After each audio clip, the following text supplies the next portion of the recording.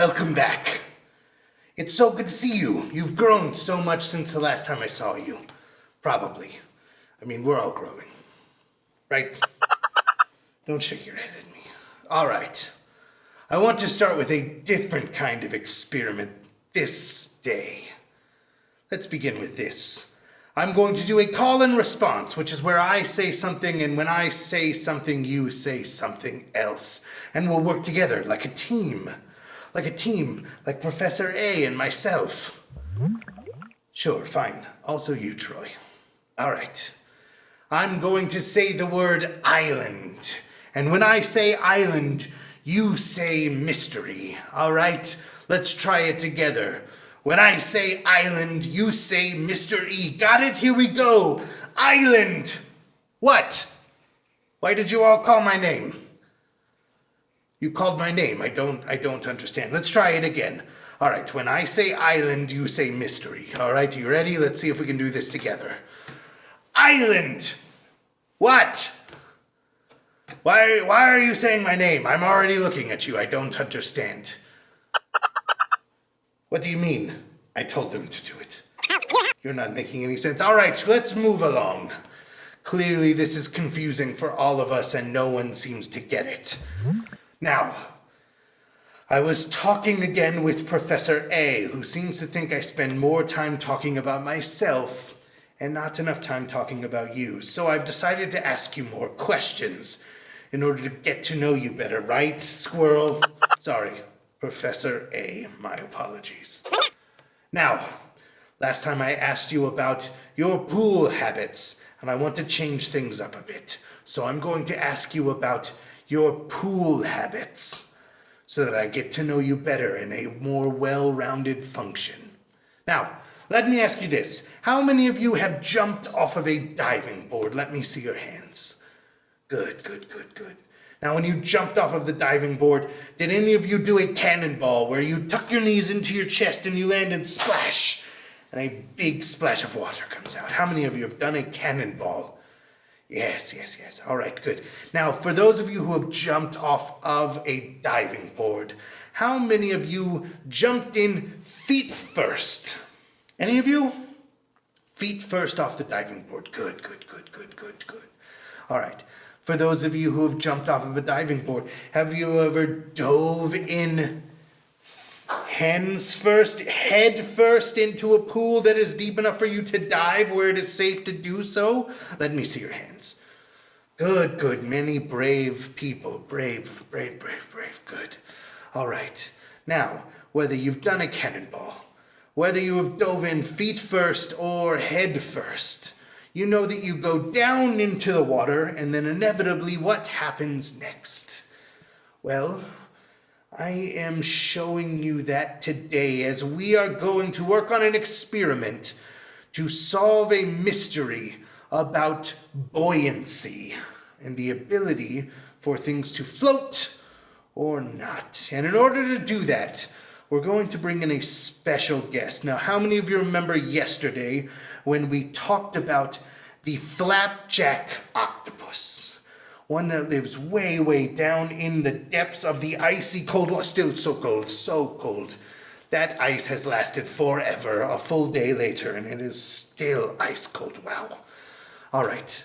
So, we don't have a flapjack octopus, but what we do have is a Jack Flap octopus, or at least his first name is Jack. Hello, say hello to Jack. Everybody can see Jack. Jack is in my little bottle here. He is a little bit shy. He is floating up at the top of this bottle. But I believe we can coax him out of the top of the bottle by applying some pressure to the sides of the bottle. If I press down on this bottle, Jack here will go from the top down to the bottom. Watch carefully. Oh, wow.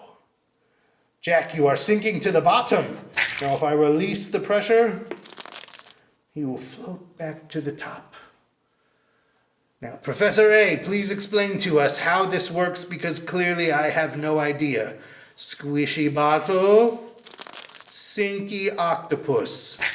But apparently there's more to it. So explain it, Professor A. Go ahead. Uh-huh. Yes, of course. Mm-hmm.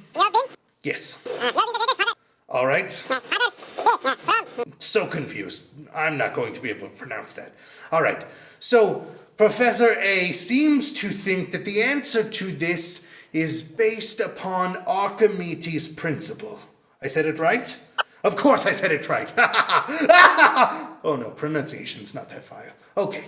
All right. Anyways, Archimedes' principle says that anything submerged in water, like our friend here, Jack, whatever is pushing down upon him, such as gravity, will be forced upon him. Gravity, gravity, gravity.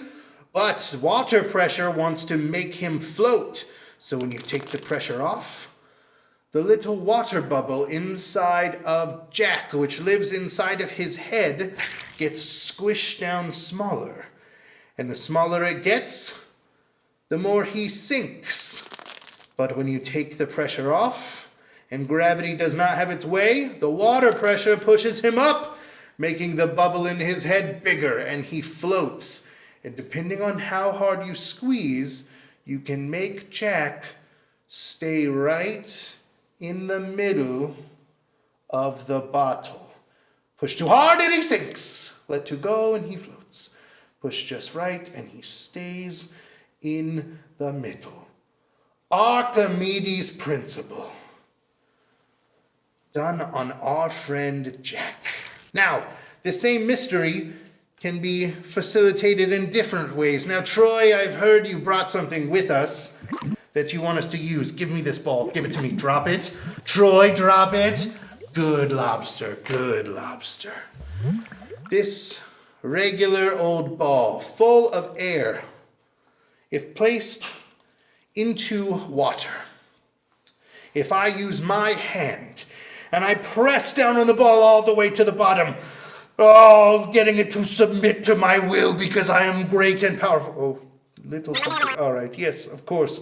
I press the ball down to the bottom. What do you think will happen when I let it go? It pops back up to the surface. Archimedes' principle in action here in the bottle, here in the tub of water. The amount of force being pushed down upon by gravity and the amount of force being pushed up by the water. Things that are less dense, like this ball, will float. Things that are more dense, like Troy. Sorry, Troy. You are less dense, but you are a good lobster. I apologize. But Troy, who is more dense than a ball, will sink to the bottom. So, Archimedes' principle, no matter where you are, no matter what you are doing, will always be the same. I will never be able to exert enough force on something as less dense as this ball and allow it to stay at the bottom of the water. Archimedes' principle, true now, true forever. Now, can anyone think of another something or someone who is always the same no matter what? Any guesses? No, Troy, it's not you. Yes, I heard it from someone far, far away. God. Archimedes' principle never changes, just like God never changes. He is always good all the time. And with that, another mystery solved. And another opportunity for us to move on to our next task here on Mr. E's Island. I hope you have a good day. I can't wait to see you again soon. And until then, watch out for sharks. And have a good day. There are no sharks. Don't worry about it. Goodbye.